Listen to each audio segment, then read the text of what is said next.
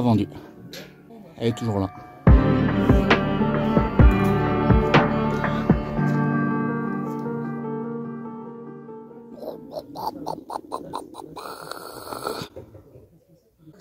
Ça s'appelle, du moins là où je l'ai acheté, ça s'appelle un régulateur asymétrique de pression d'essence, de carburant. Et ça va être chiant au montage, ça. Putain, ça fait depuis quand? Ça doit faire au moins 2 ans qu'avec Julien, on a eu l'idée de mettre un turbo qui a plus de 300 000 km, qui vient d'une 525 TDS, retrouvée dans un champ qui traînait depuis 10 ans, dans ce champ-là. 318 IS, turbo de 525 TDS. On pense le mettre par là, le turbo. Si au passage vous voulez si jamais il y a des pièces que vous voulez hein, dans le... Et au début, j'étais con. Je le suis peut-être toujours d'ailleurs, mais on avait trouvé ça avec Julien sur une vidéo de l'artisterie, sans suite d'ailleurs, mais il parlait d'une 318 turbo, donc comme celle-là, 4 cylindres, 140 chevaux d'origine, et au lieu de faire de la carto, mettez ça. Donc ça fonctionne comme un régulateur d'origine, hein. J'ai déjà expliqué dans d'autres vidéos, parce qu'au début on voulait utiliser ça. D'abord il y a la pompe, ensuite il y a le filtre, ensuite ça va dans la rampe d'injecteur, et ensuite ça va là, donc ça se positionne comme au même endroit qu'un régulateur, quoi, en bout de rail. Ça ressort là, le retour il revient au réservoir. Là il y a une dépression, mais il y a deux réglages. Le réglage dit pression constante, et le réglage pression en charge. On en a fait pas mal des essais, et ça marche. Plus cette vis là, elle est vissée, au moment où tu accélères, tu vois la pression d'essence qui augmente. Tu tares ta pression de défaut ici, quoi. Ouais, bah, s'il y en a qui ont des 36 318 qui veulent mettre ça, bah le mettez pas. On a perdu assez de temps avec ça, croyant à une science qui peut-être juste cette pièce là remplacerait une carto entière. Au final c'est évident que ça marche pas. On a essayé pas mal de choses.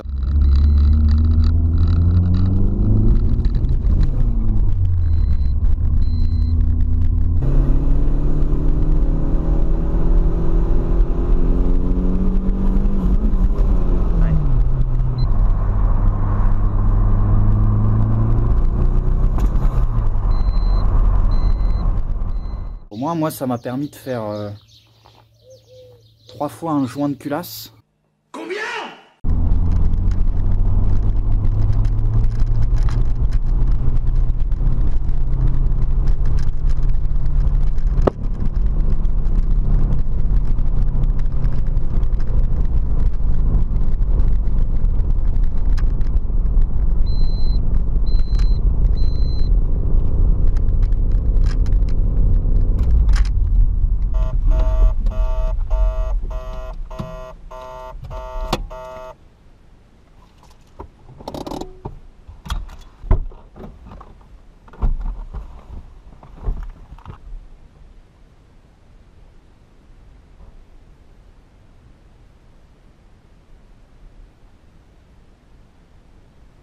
Il y a une grosse traînée là.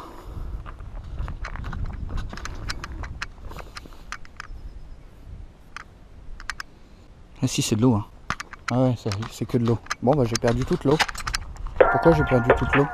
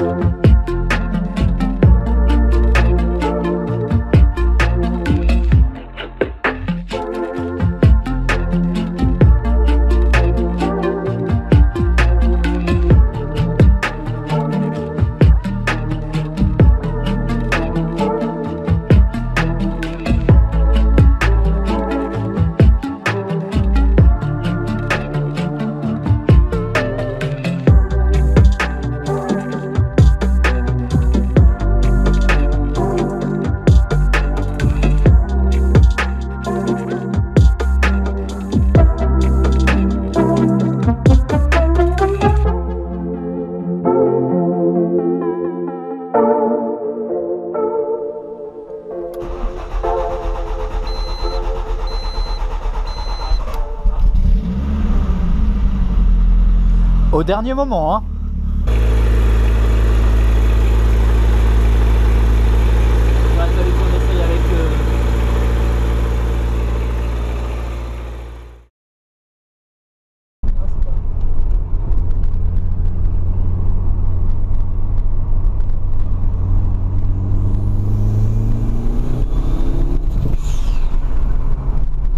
C'est toi qui as arrêté ou ça a pété? Ça a pété. Oh, parce que le ralenti... Ouais, fume bleu. Elle fume bleu? Ouais. Oh non.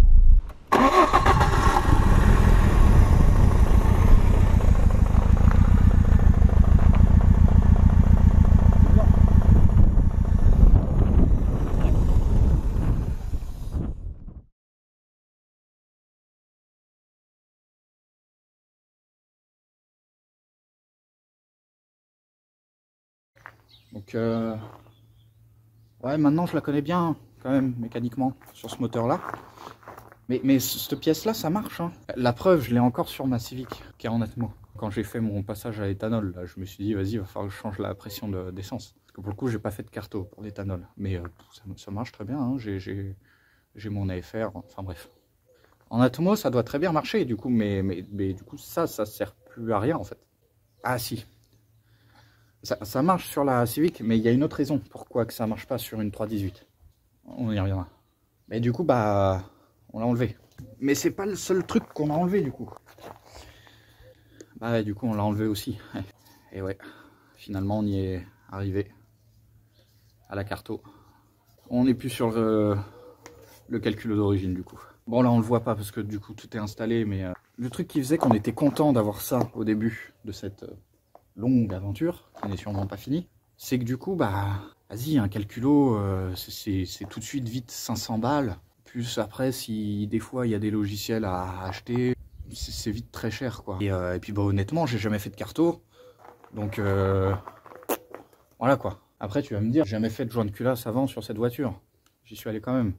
Ouais, bah du coup, j'ai un pote qui a eu un M50 et il a changé en turbo. Et pareil, il a changé son calculo du coup. Mais il a fait un truc que je connaissais pas. Ça s'appelle Speeduino. Speeduino. Ce qui est bien dans le Speeduino, tu fais ce que tu veux, quoi. C'est amovible, tu le mets sur toutes les voitures que tu veux. Le problème, bah, c'est que du coup, tu dois tout faire toi-même. Et Ultimate Making, d'ailleurs, il a fait une vidéo il y a pas longtemps là-dessus, sur sa Ford Fiesta, là. Sa Ford Fiesta, plutôt. Et il a fait son Speeduino. Il en a chié, enfin de ce qu'il dit, il en a chié, quoi. Le truc qui est bien sur BM, il y a un gars qui s'appelle, je vais lâcher ça, on en a plus besoin, qui s'appelle Pazzi88.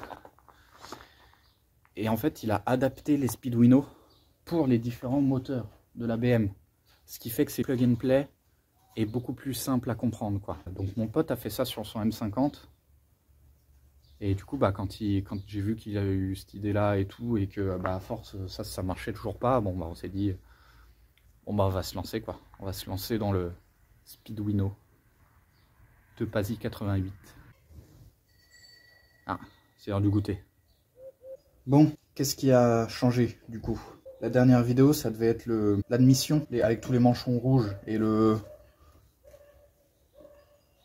l'échangeur, et je sais plus quoi d'autre. Ah si, je crois que je fais un peu de faisceau avec le débitmètre que j'avais rallongé. Ah, j'avais même mis une petite prise. Bah là, il est pas branché parce que bah, avec le calculo, on n'a plus besoin en fait.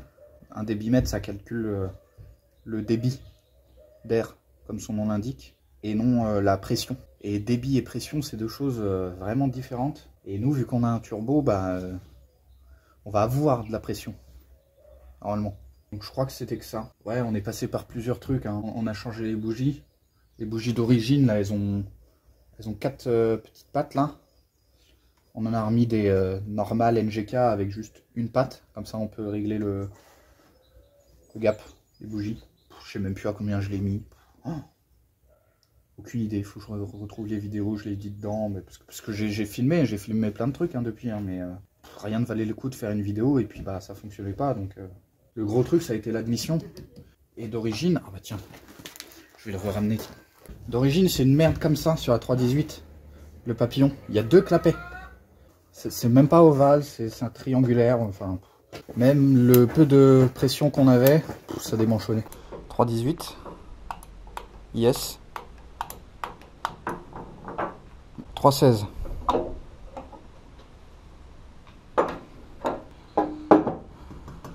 Admission 3,18. Papillon 3,16. Partie du bas 3,18. Partie du haut 3,16. Papillon 3,16. Voilà. Pour pouvoir mettre le haut de l'admission 3,16 sur un moteur 3,18, il y a une dépression en bas là, à virer et à boucher, parce que déjà d'une on n'en a pas besoin, et de deux, elle tape sur le rail d'injection, et de deux il faut la rehausser ici avec une cale pour éviter que ça tape sur le cache-culbut ici. Le capteur papillon c'est le même. Adapter le câble, c'est pas plug and play quoi, c'est pareil. Ça y va bien, du coup c'est rond, voilà, donc là ça va pas démanchonner. Pour éviter de tout remodifier, on a laissé le débitmètre parce que voilà, on flemme de refaire tout un tube. Juste il est débranché, mais il sert à rien quoi. Autre problème, ça a été lui là. Lui du coup, bah c'est le régulateur. Ouais, elle avait pas tourné pendant un moment et on lui avait mis de l'éthanol. Enfin, on pense que du coup c'est à cause de ça. Et on démarre. Et là, 8 bars au mano de pression d'essence. Stop. Bah merde, il y a un problème quoi. On teste tout à la soufflette et tout avec le mano. On coupe le retour. On le fait aller dans un tuyau direct là. Enfin dans un bidon. On remet. Nickel. C'était 3 bars je crois. Je sais plus combien on avait mais nickel. Donc c'est le retour. On a investigué le retour et c'est le réservoir il fait un U comme ça. Parce qu'il y a l'arbre de transmission. Vu que c'est le retour il va à droite. Enfin du coup à gauche mais là en face de nous le retour il va à droite. Mais la pompe elle est à gauche. Du coup, il faut transvaser l'essence qui est à droite vers la pompe. Et du coup, là-dedans, il y a deux trucs, là, deux ouvertures. Il y a là où il y a la pompe et une jauge. Et là, il y a une autre jauge et il y a une pompe à sifflet. Alors, je crois qu'on appelle ça comme ça. Ça s'appelle aussi une pompe à aspiration, un truc comme ça. Et en fait, la pression d'essence qui passe dans les durites font que ça aspire l'essence du fond du réservoir pour l'envoyer de l'autre côté. Et quand on branchait ce truc là, on avait 8 bars. Donc on se dit, bah merde, l'éthanol, ça a tout bouffé. Donc on l'a coupé. Donc pour l'instant, si l'aiguille elle arrive à 15 litres, il n'y a plus d'essence. Ça c'est un autre problème, mais bon voilà. Ça nous empêchera pas de rouler. Hein. Donc ensuite, il a fallu faire le calculo. Le temps d'acheter tous les composants. Le temps de tout souder correctement.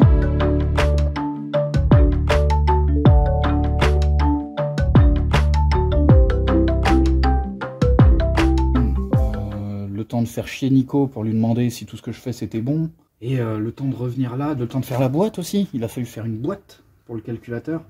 Et moi, quelle idée, je me suis mis... j'avais récupéré de mon stage d'il y a 2 ans, j'avais récupéré des panneaux en carbone.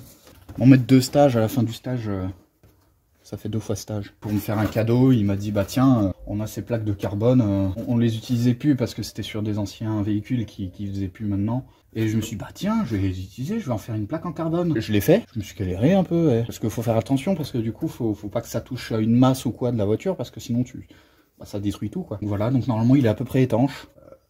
Du coup, il y a un capteur de pression sur le calculateur pour lire la pression de turbo et savoir quand mettre de l'essence, bref. Bah du coup pareil, il faut refaire un petit trou pour ce truc là, il faut faire un petit trou pour faire passer le fil USB à brancher à l'ordi. Donc voilà, et puis bah en tout cas on a réussi à le mettre dans l'emplacement d'origine. Ensuite, du coup je reviens sur l'histoire des 8 bars là. En fait on a coupé du coup le truc là-haut, mais du coup on avait encore les régulateurs asymétriques. On s'est dit bah c'est pas grave, la vis de richesse on la met au minimum, comme ça la pression d'essence elle reste constante. Je fais les bidouillages pour pouvoir allumer le calculateur, donc mettre le firmware, calibrer la pédale, calibrer la FR aussi, parce que du coup vu que c'est une ProSport, bah, il y a le contrôleur ProSport dedans, mais du coup il a fallu le connecter, donc pareil il y a un fil qui sort du calculateur qui est branché à la Landa, enfin qui est branché au contrôleur de Landa. Du coup sur la notice de la Landa, il y a la partie qui part à l'alimentation, donc batterie, masse, tout ça. Il y a la partie qui va au mano. Il y a la partie de l'entrée de la sonde Landa en elle-même, la sonde Landa qui est reliée à ce contrôleur. Et il y a une 4e sortie où là du coup il y a les valeurs de la lambda. Et du coup c'est celui-là qu'il faut brancher au calculo. Donc une fois que tout, mettre toutes les valeurs comme il faut, les valeurs des injecteurs, etc. De toute façon on verra après sur l'ordi. On démarre, on n'accélère pas ni rien, on essaie juste de jouer avec le ralenti quoi. Impossible d'avoir un ralenti en dessous de 1200 tours minute. Et je vois mon capteur de pression qui est à 80 kPa. Quasiment à la pression atmosphérique. Donc comme si on avait déjà le papillon d'ouvert en fait. Il n'y a pas beaucoup de solutions à ce truc là, c'est soit tu as mal calibré ton capteur, soit tes valeurs sont pas bonnes, soit bah, tu as une fuite en fait dans ton circuit de dépression.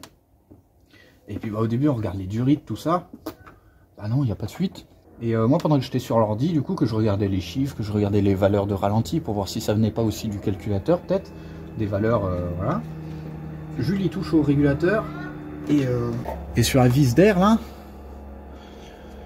bah il y a une petite entrée d'air là, pour le surplus d'air ou je sais pas quoi, mais voilà, il y a une petite entrée d'air. Et ben c'était ça la fuite en fait. On a dû retrouver un régulateur type origine qu'il a fallu mettre autour parce que le téton du milieu il était trop gros.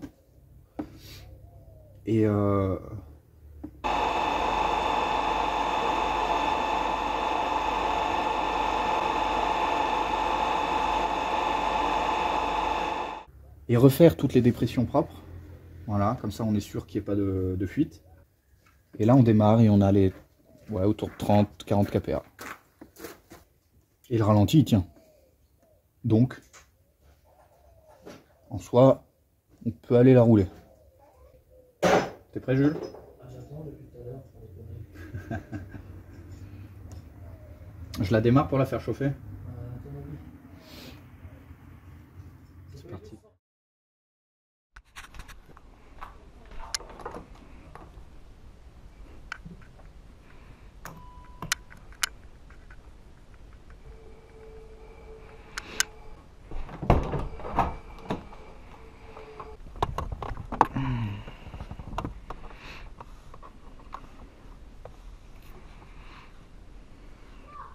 Oh, je crois que j'avais modifié des trucs, non? Ok. Donc pour ceux qui connaissent un peu Tuner Studio, j'ai le module de ralenti d'origine. Et pour l'instant je suis en open loop. J'ai essayé de trifouiller un peu avec ça. Et pour le moment j'ai des trucs qui fonctionnent. Alors, enfin, je dis ça et là elle va pas démarrer. Mais bon, il n'y a pas de raison.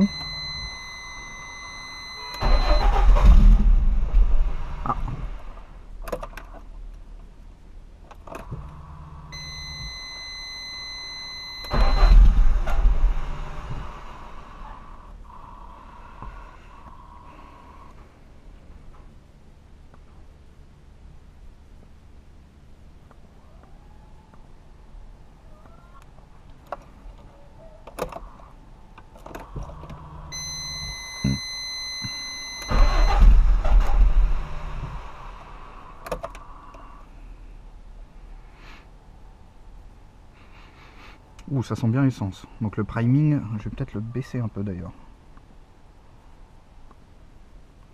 Parce que l'autre fois, je l'ai augmenté comme ça d'un coup, sans raison. Alors, on va remettre à 2.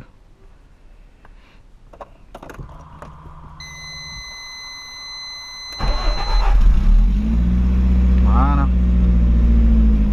Peut-être il y avait trop d'essence dans le priming, du coup...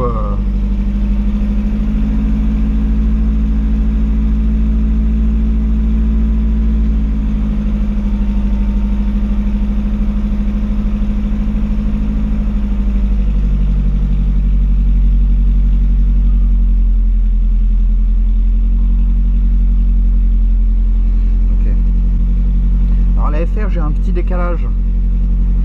Voilà, quand elle est à 13, elle est à 14 des fois. Voilà, et là on est bien au... Voilà. 38 kPa. C'est ce qu'il faut au ralenti normalement. Et d'ailleurs, vu que j'ai repositionné le capteur du ProSport à l'admission, du coup, et pas au turbo, bah là elle lit aussi en atmo. Donc là si on regarde elle est à 0,2, 0,4, 0,6, quasiment 0,7. Donc ouais, un tout en 0,65 on va dire par rapport au 0. Et du coup bah là par rapport, le 0 ici c'est le 100 kPa, donc la pression atmosphérique. Du coup bah si on descend de 60, bah, on arrive bien à 30 quoi. Donc c'est cohérent quoi. Voilà, donc là on commence à aller vers la transition là sur le ralenti. Du coup l'open loop ça se gère avec un pourcentage d'ouverture de la valve du moteur de ralenti. Tout ce que je dis c'est peut-être faux hein. Mais je dis ce que j'ai compris. Et du coup bah moi j'ai fait en sorte que à froid elle s'ouvre plus. Ouais, là il y a à moins 14 degrés, elle est à 48. Quand elle est froide, elle a souvent on met un ralenti un tout petit peu plus haut quoi. Surtout à l'éthanol. Et voilà, plus elle chauffe, plus la valve elle descend quoi. Donc là on est à 43, on est à 13 et on est à 1100. Mais pareil, on est à 32 degrés, c'est encore un froid quoi. La toute première fois que je l'avais démarré aussi, elle oscillait beaucoup. Et au début, bah, je me suis dit ça y est, c'est mort, on a encore une fuite dans la dépression et tout. Et j'en ai mangé des tutos, j'en ai mangé des tutos de Tuner Studio, j'en ai mangé. Après, est-ce que je les ai compris? Ça, rien n'est moins sûr. Mais en tout cas, ce que j'ai fait, c'est que sur les valeurs de ralenti, eh ben, j'ai mis la même valeur d'injection. Ce qui fait que quand il va être en transition entre les cases, et ben les injecteurs ils vont pas changer de débit à chaque fois et du coup bah des fois c'est ça qui fait que le ralenti doit changer souvent. Là ça va, il y a très peu d'oscillation, c'est très bien. Ça s'entend beaucoup à l'oreille qu'il y a une oscillation, mais en fait quand on regarde après les valeurs, bah, pas tant que ça, donc moi ça me va. Et après l'autre problème c'est que du coup à l'époque on avait eu les problèmes de chauffe à cause des... Enfin à cause, j'en sais rien, mais il y a le turbo qui passe devant et le ventilo etc. Mais du coup tous les joints de culasse qu'on a fait, on pensait que c'était à cause de la chaleur, bref. Ce qui fait qu'on a enlevé le carlostat. Donc voilà, ça va être ça l'autre problème dans Tuner Studio, c'est que du coup ça se trouve dès qu'on va rouler sur autoroute, bam, la température elle va descendre un peu. Peut-être, je vais dire une connerie, mais peut-être plutôt aux alentours des 60 degrés plutôt que des 80. Et bah, des fois ça peut fuck up complètement des trucs quoi, parce que si on regarde le warm-up, il y a un système d'enrichissement selon la température. Donc si on est froid, ça enrichit plus la voiture. Voilà. Ça fonctionne par pourcentage. Donc quand c'est à 100%, ça veut dire que ça utilise les chiffres de la VE normaux. Putain, j'en fais des erreurs aujourd'hui. Et voilà, et plus c'est froid, voilà, là on arrive jusqu'à moins 40, ça augmente de 140%. Donc du coup la valeur de la VE plus 40% de cette valeur là.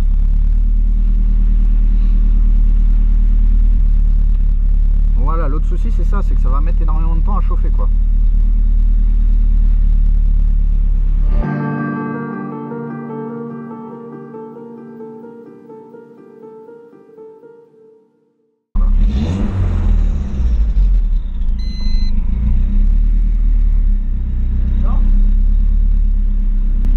Bah écoute,